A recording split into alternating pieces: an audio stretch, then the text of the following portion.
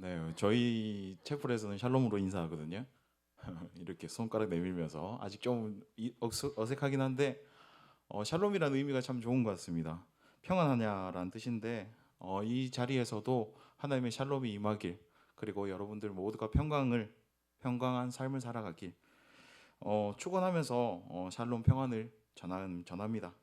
여러분들의 삶이 항상 하나님이 부어주시는 은혜 안에서 진정한 평강을 누리는 삶이 되기를 바랍니다. 네, 오늘 이 자리에 또한 하나님이 우리에게 주시는 말씀으로 인해서 은혜를 누리며 삶의 자리로 다시 나아가서 갈 힘을 얻는 시간이 되기를 진정으로 축원해 봅니다. 네, 먼저 이 시간에 한 가지 질문으로 이 시간을 시작하고 싶은데요. 여러분은 지금 하나님이 이끄시는 삶을 살아가고 계시다고 생각하십니까? 살아가고 계시죠? 아멘이시죠? 네, 이 자리에 있는 모두가 하나님이 우리의 삶을 인도하길 바라고 계시며 또한 그러한 삶을 살아가고 있을 거라고 확신합니다.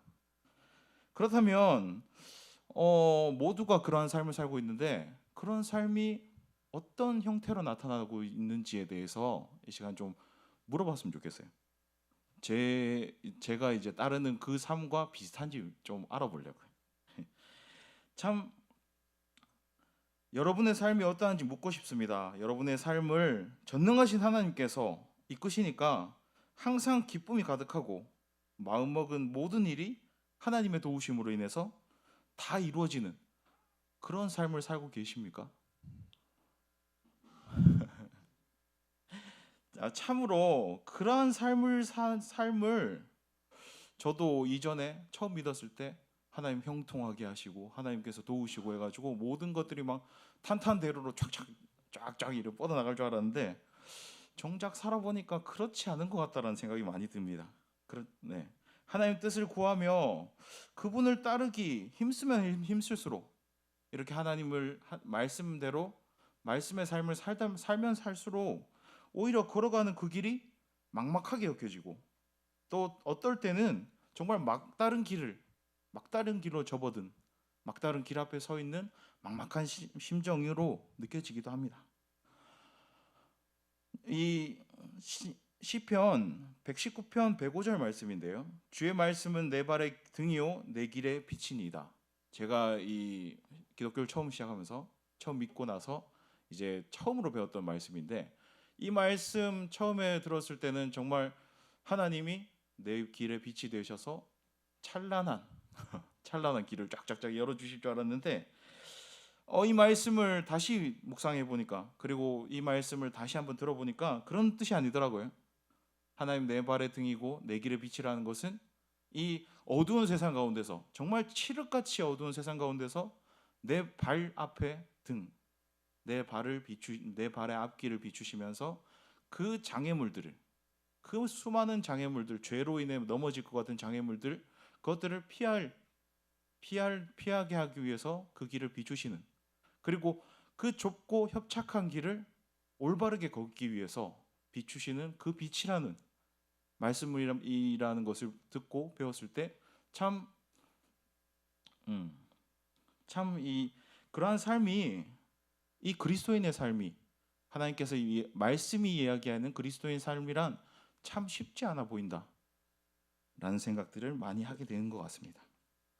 참 이러한 길을 걸어가다가 갑작스럽게 도저히 넘을 수 없을 것만 같은 장애물도 만나고 또 이런 상황에 처하다 보면 이 길이 내가 걷는 이 길이 맞는가 싶기도 하고 이 길을 과연 끝까지 감당할 수 있을까?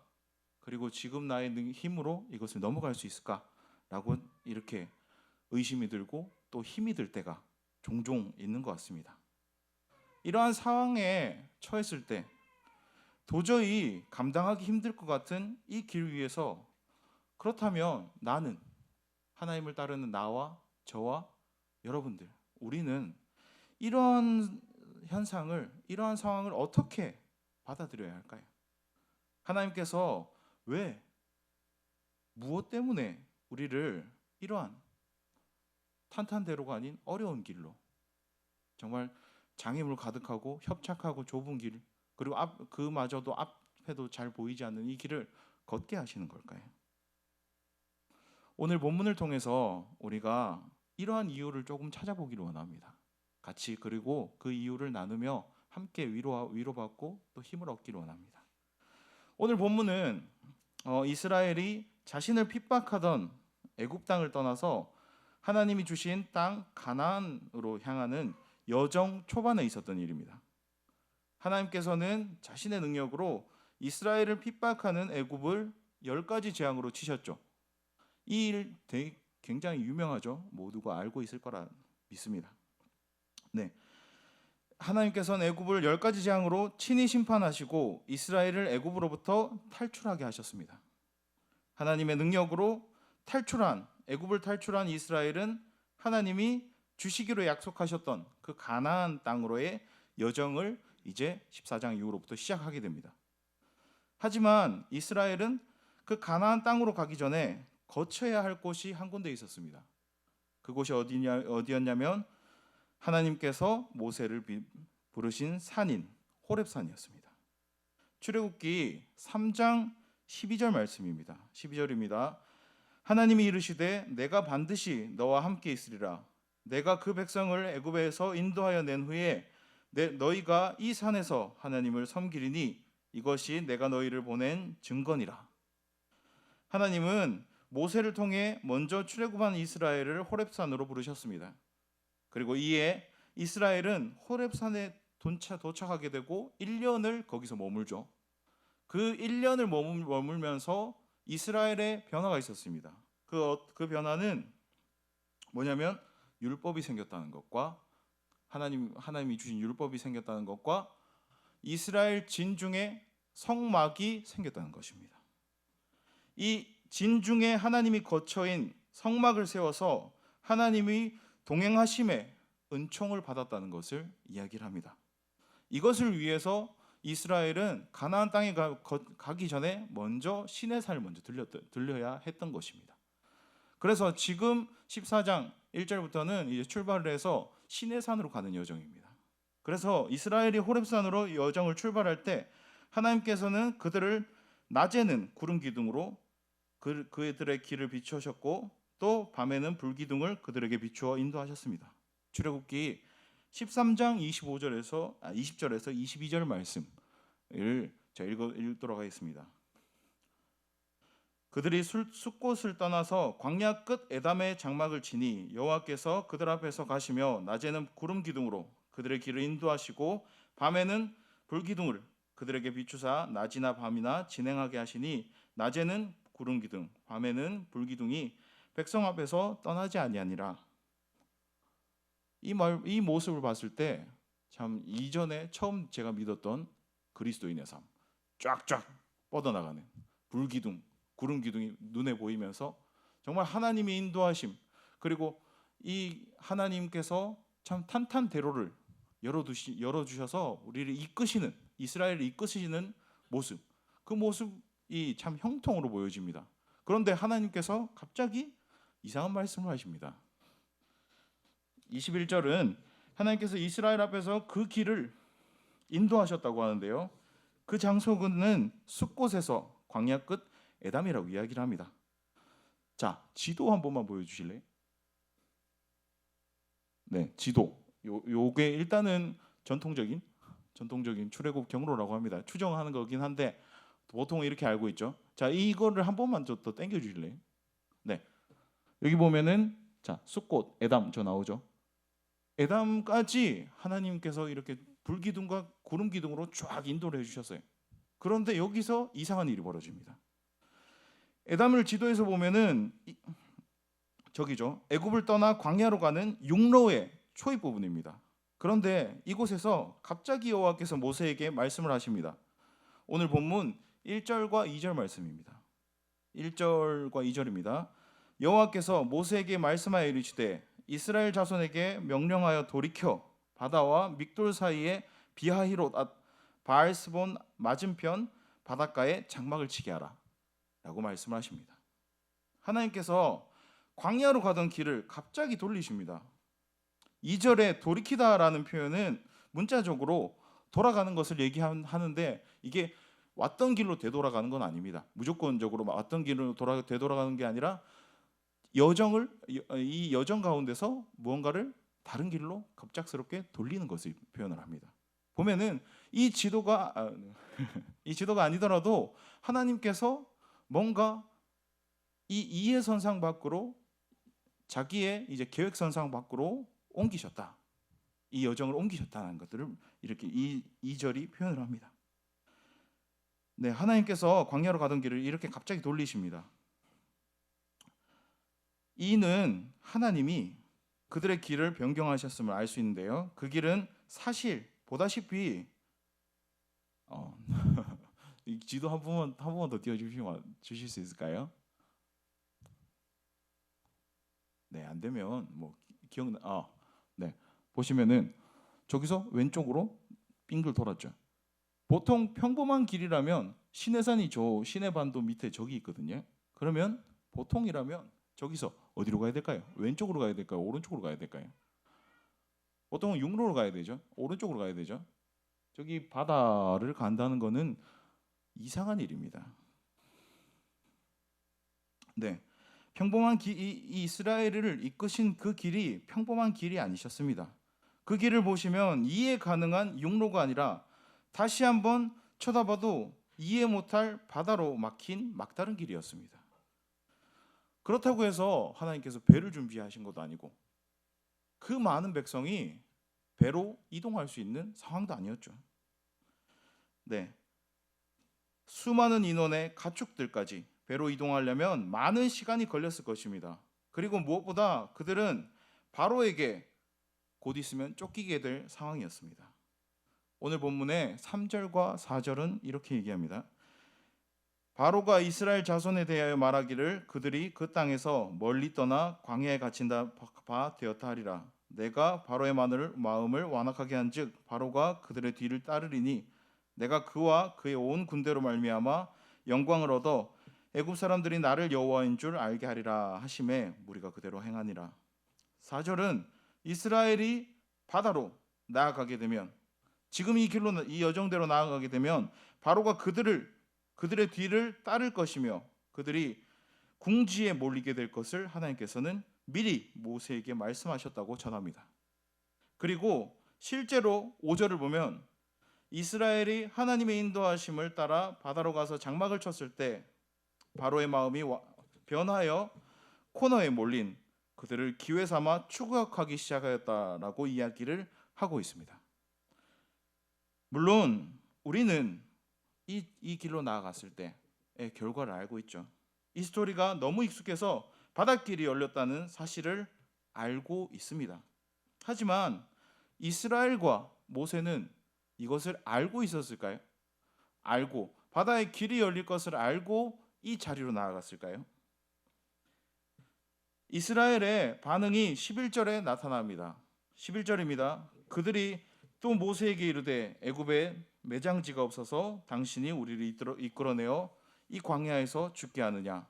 어찌하여 당신이 우리를 애굽에서 이끌어내어 우리에게 이같이 하느냐? 이스라엘은 이 11절로 보았을 때 이스라엘은 이러한 상황을 전혀 모르고 바다로 나아왔음을 알 수 있습니다. 그리고 이로 인해서 결국 자신이 이 궁지에 처했을 때 모세를 원망하는 상황까지 일어나게 되었다라고 성경 말씀은 이야기를 하고 있습니다. 자, 그렇다면 이들을 이끈 모세는 어떠했을까요? 모세 또한 이 바다가 열릴 것을 알고 있었을까요? 14절과 15절 말씀입니다. 여호와께서 너희를 위하여 싸우시리니 너희는 가만히 있을지어다. 여호와께서 모세에게 이르시되 너는 어찌하여 내게 부르짖느냐? 이스라엘 자손에게 명령하여 앞으로 나아가게 하고 라고 말씀하십니다. 이 말씀으로 유추해 볼 때 모세 또한 바다 앞으로 가면서도 바닷길이 열릴 것이란 건 생각하지 못했음을 알 수 있습니다. 여기 가면 일단 적군이 올 것은 알고 있는데 하나님께서 그들과 싸워 주실 것이라는 것은 어렴풋하게 알고 있었고 말씀하셨으니까 알고 있었지만 바닷길이 열렸고 그 바닷길을 통해서 이 애굽의 군사들이 수장당할 것이라는 것은 모세 또한 알지 못하던 사실이었다는 거죠. 이렇게 본다면 광야 끝 에담에서 하나님의 말씀을 따라 이스라엘을 육로를 선택하지 않고 바다 앞으로 길을 돌이킨 모세의 선택은 이스라엘의 이해를 넘어선 믿음의 고백이었음을 우리가 알 수 있다는 것을 말합니다. 하나님께서는 이러한 모세의 믿음을 통해서 홍해를 갈라주십니다. 그의 이해를 넘어 일하사 상상 못할 큰 은혜를 하나님께서 부어주십니다. 이러한 큰 은혜를 베푸신 하나님은 지금도 살아계시죠. 그리고 지금도 살아계셔서 모세뿐 아니라 지금의 교회와 성도들의 삶에 역사하시고 친히 동행하고 계십니다. 그분은 지금도 자신의 성도를 앞서가시며 그들을 자신의 길로 이끄십니다. 그 길을 따라갈 때 우리 이스라엘처럼 우리가 이해하기 힘든 바다로의 길과 딱 봐도 당연한 길인 육로의 갈림길인 광야급 에담을 마주할 때가 우리는 있습니다. 그때에 우리가 기억해야 될 것은 내 상식선에서 이해 가능한 내 길이 아닌 이해하지 못하더라도 하나님의 뜻이 있는 하나님의 길을 믿음으로 선택해야 된다는 것을 오늘 본문과 오늘 본문에 나온 모세의 선택을 통해서 우리는 알 수가 있습니다. 그럴 때 하나님께서 지금도 바다의 길을 내시는 우리의 이해를 넘어선 은혜를 부어주시고 우리를 구원해 주실 것임을 우리는 기억하길 바랍니다. 그런데 하나님께서는 그렇다면 왜 우리의 길을 돌이켜서 우리가 이해 못할 막다른 길, 바닷길로 우리를 몰아가시는 것일까요? 첫 시작에 왜 그럴까에 대해서 우리가 생각을 해보자 했죠. 네, 이것은 참 따르기 어렵게 말이죠. 좀 이해선상에서 하나님께서 이해하기 쉽게 그리고 내 이해에 맞게 탁 해주시면 따르기 쉬울 건데 하필이면 왜 이렇게 바다의 길로 하나님께서 이끄시는 걸까요? 이는 간단합니다. 구원은 오직 길, 방법, 사람의 방법과 이런 생각들이 아닌 하나님을 믿는 믿음에 있다는 것을 하나님께서 알려주시게 하기 위함입니다. 이 하나님을 믿는 믿음이 구원에 이르는 유일한 지혜이기 때문임을 하나님께서는 우리에게 알려주시기를 원하신 것이죠. 인간은 자기 스스로 자신을 구원할 수 없습니다. 자신의 능력과 노력으로 자신의 앞날을 보장하려 하지만 사실 그것들이 되던가요? 되지 않음을 우리가 알 수가 있었죠. 참 그 모든 노력들이 아예 필요 없다는 건 아니지만 그 모든 것들이 구원 앞에서는 모든 것들이 허사임을 우리가 익히 알고 있을 것입니다. 그 어떤 인간의 노력도 한치의 앞날을 볼 수 없기에 인간은 지금 존재하는 것 외에는 아무것도 보장할 수 없는 제한적인 존재이기에 이런 것들이 불가능하다는 것을 우리가 알 수 있습니다. 하지만 인간은 이러한 자신의 모습을 항상 망각합니다. 망각하고 참 앞을 내다보려 하고 섣부른 판단과 확신으로 그것들을 채우며 살아가려고 노력합니다. 하나님은 이러한 인간의 고집과 욕심, 탐욕 이것들을 꺾으시기 위해서 우리를 우리의 이해선상 밖으로 인도하십니다.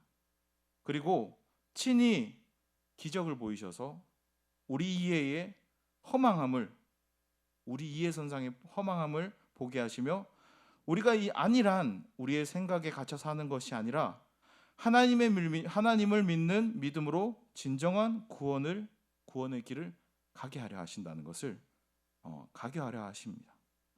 이것이 우리가 이해 못할 이러한 길로 이끄시는 이유인 것이죠.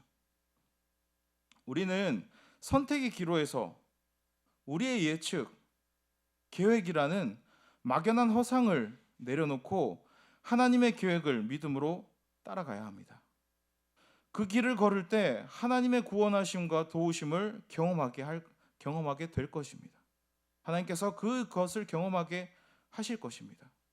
믿음의 실제가 되는 그 경험을 우리는 하게 될 것입니다. 그러한 경험이 선택의 기로에서 우리를 진정한 구원의 길로 인도하며 우리의 구원을 완성케 하실 것입니다. 이 이해하지 못할 길 앞에 섰을 때, 그때는 하나님께서 우리를 시험에 들게 하는 상황에 놓게 하신 것이 아니라 우리의 믿음을 단련시키는 때를 하나님께서 주신 것임을 잊지 않았으면 좋겠습니다. 불순종의 길에서 시험과 실패, 낙심에 처하는 것이 아니라 순종의 길을 통해서 믿음으로 구원을 경험하고 구원을 이루는 삶을 이뤄가시기를 바랍니다. 이 이해 못할 길을 믿음으로 선택할 때 우리는 구원에 큰 유익을 얻습니다. 하지만 이 이해 못할 길을 믿음으로 걷는 궁극적인 이유가 구원에 있지는 않습니다. 오늘 본문의 4절을 한번 보겠습니다. 다시 한번 읽겠습니다. 4절입니다. 내가 바로의 마음을 완악하게 한즉 바로가 그들의 뒤를 따르리니 내가 그와 그의 온 군대로 말미암아 영광을 얻어 애굽 사람들이 나를 여호와인 줄 알게 하리라 하심에 무리가 그대로 행하니라. 아멘. 우리가 이해 못할 그 길을, 그 홍해 바다 앞으로의 그 이해 못할 그 길을 순종으로 걷는 이유는 우리의 유익, 우리의 구원에 있지 않다는 것을 기억하기 바랍니다. 우리가 그 길을 걷는 이유는 우리가 그 길을 걸음으로 하나님의 역사하심이 이 세상 가운데 드러나 하나님께서 영광 받으시기 때문이라는 것을 우리는 기억했으면 좋겠습니다. 이를 결코 잊지 않길 바랍니다. 많은 사람들이 천국을 가고 싶어 합니다. 그런데 천국에서 뭐 하죠? 우리는 천국 가면 우리 멋대로 사는 거 아니죠? 예배한다라고 합니다. 학생들한테 그리고 많은 사람들한테 우리 천국 가서 뭐 하냐면 예배해. 하나님이 영원히 예배할 거야 라고 하면 천국 가는 건 좋은데 그 뒤에 거는 좀 조금 싫어합니다. 이러면서 고민을 하죠.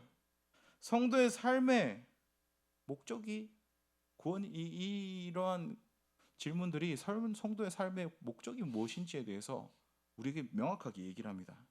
성도의 삶의 목적은 무엇입니까? 구원에 있지 않죠. 이는 하나님께 영광을 돌리는 것입니다. 구원은 영광을 돌리는 대로 나아가는 과정이기에 구원 자체가 우리의 목적이 될 수는 없습니다. 단순히 구원에 우리의 목적이 있다면 천국은 가고 싶은데 막상 천국에 가서도 할 일이 있으며 그 일이 하나님께 영원히 영광을 돌리는 것이라는 것을 들으면 어색한 이유이죠. 우리는 우리의 삶의 목적을 분명히 해야 됩니다. 단순히 구원에 초점을 맞춘다면 막다른 길에서 한 번의 큰 구원의 은혜를 맛보더라도 이후에 더 심한 상황, 더 어려운 상황, 그리고 그 상황이 반복되고 지속되다면 그 반복될 때 은혜를 구하기보다 이스라엘처럼 불평이 나올 수가 있습니다. 실제로 출애굽 백성들은 큰 구원의 은혜, 이 홍해의 은혜를 구하고도 이 사람들이 어떠한 행보를 보였냐면 놀랍게도 반복적인 어려운 상황에 처하게 되니까 하나님을 불평하는 모습을, 그리고 원망하고 불평하는 모습을 보였습니다. 이해할 수 없더라도 이 사람들이 구원에 초점을 맞췄다, 하나님의 영광이 아니라 구원에 초점을 맞췄다라면 충분히 이해가 가는 것이죠. 이는 그들의 목적이 단순히 자기 자신의 구원에 있었음을 반증해주는 모습입니다. 하나님께서 이스라엘을 이해 못할 바다로 이끄시는 이유는 단순히 이스라엘을 구원하기 위함 때문이 아니었습니다. 그들의 말도 안 되는 구원을 통해서 세상에 하나님의 영광을 드러내기 위함이었으며 모든 이가 이로 말미암아 하나님께 영광을 돌리게 하기 위함이었습니다. 오늘 본문에서는 애굽에 나를 드러낸다 라고 이야기를 하시죠. 이는 우리의 삶의 여정도 마찬가지입니다. 성도의 삶의 목적은, 우리의 삶의 목적은 무엇입니까? 바로 하나님께 영광을 돌려드리기 위함이죠. 그렇다면 우리가 이해 못할 하나님의 길을 순종으로 걷는 이유는, 그것을 순종하며 그 길로 나아가는 이유는 무엇입니까? 바로 우리의 삶의 목적인 하나님께 영광을 이루는 그 일이기 때문에 그 길에 순종을 하는 것입니다. 바로 우리의 유익이 아닌 하나님의 영광을 위해 이해 못할 길을 순종으로 걸어가는 것, 그것이 하나님께서 우리에게 원하시는 모습이셨으며 이를 위해 하나님께서는 우리를 그리고 이스라엘을 바다 앞으로 인도하셨음을, 그리고 바다를 가르셨음을 잊지 않았으면 좋겠습니다. 우리를 구원하신 것과 우리를 능력으로 하나님께서 능력을 베풀어 주시는 것은 우리의 목적, 우리의 삶의 목적인 하나님의 영광을 이루는 것 때문이었음을 우리는 잊지 않길 바랍니다. 홍해를 건넌 출애굽 사건은 한 3,000년에서 4,000년 사이쯤이라고 얘기되는데, 3,000년이 지난 지금도 이스라엘과 기독교인뿐 아니라 믿지 않는 많은 사람들도 이 사건을 알고 있으면 접하게 됩니다. 저도 믿지 않았었지만 초등학교 때 이집트 왕자, 이 시대가 맞는지 모르겠지만 이집트 왕자 원 보면서 저기 문화회관 막 이런 데서 보여주면서 싸게 보면서 재밌어했던 기억이 있거든요. 막 갈라지면서 야 저게 뭔 뜻인지 몰랐지만 그 갈라진 것은 아직도 기억이 나거든요. 이 사건들 믿지 않는 많은 사람들도 지금 이 순간도 이것들을 접하게 됩니다. 인간의 이해 선상을 넘어서 하나님께서 역사하신 너무나도 큰 사건이 모두에게 전파되었기 때문에, 모두에게 드러났기 때문에 지금 또한 이것들이 전해지며 사람들은 이것들을 보고 있습니다. 이 사건이 이스라엘이 바다로 가지 않고 자기의 이해 선상을 따라 유물로 갔다면 이루어질 수 있었을까요? 그리고 또한 단순히 작은 민족 이스라엘이 이제 경상북도 남북도 합친 거 정도 크기라 하거든요. 그거 정말 얼마 안 되고 사람도 얼마 안 되는 그 민족의 사람들이, 단순히 이 사람들이, 작은 민족 이스라엘이 자신의 구원의 역사로만 치부하고 자신들만 드높였다면, 그 구원에 감사하고 치웠다면 어떻게 됐을까요? 이 일은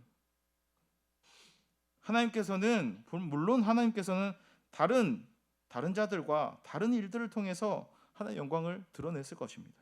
그렇지만 적어도 모세와 이스라엘 통해서, 이 시대의 모세와 이스라엘 통해서는 하나님의 영광을, 이러한 큰 영광을 드러내지는 않으셨을 것입니다. 우리의 개인의 삶 또한 마찬가지입니다. 구원이란 자신의 능력을 벗어난 일을 자신보다 월등한 존재가 해결해 주는 것입니다. 자신이 이해 선상을 넘어서는 길을 걷지 않고서는 결코 일어날 수 없는 일이죠. 자신의 이해 선상에서 선택하고 걷는 삶은 하나님을 온전히 따르는 삶이 아님을 우리는 이 시간 기억했으면 좋겠습니다.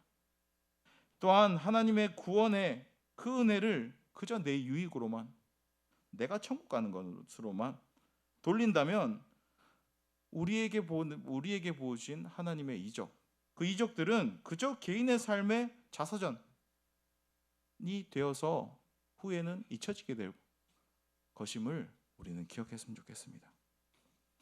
하나님께서 구원의 큰 은혜를 베푸신 이유는 하나님은 자신의 영광을 세상에 드러내기 위한 것임을 기억하길 바랍니다. 그리고 하나님의 성도들의 삶의 목적 또한 이와 마찬가지라는 것을, 하나님의 영광을 위해서, 하나님의 영광과 하나님의 영광이 이 땅에 나타나는 것이라는 것을 우리가 기억했으면 좋겠습니다. 우리의 성도들 모두가 이를 기억하며 내 생각과 내 계획 안에서 내 유익을 위한 안일한 삶을 살기보다 하나님의 생각과 하나님의 계획 안에서 하나님의 영광을 위한 삶을 살아가기를 힘쓰길 바랍니다. 하나님께서 내 앞길을 이해 못할 길로 돌이키고 또 돌이키시더라도 하나님의 영광을 위해 전심으로 그 길을, 나의 앞길을 하나님의 뜻에 맞춰서 돌이키며 그 길을 순종하며 따르는 삶을 사는 저와 여러분이 되시기를 진정으로 축원합니다. 이 시간 기도하겠습니다.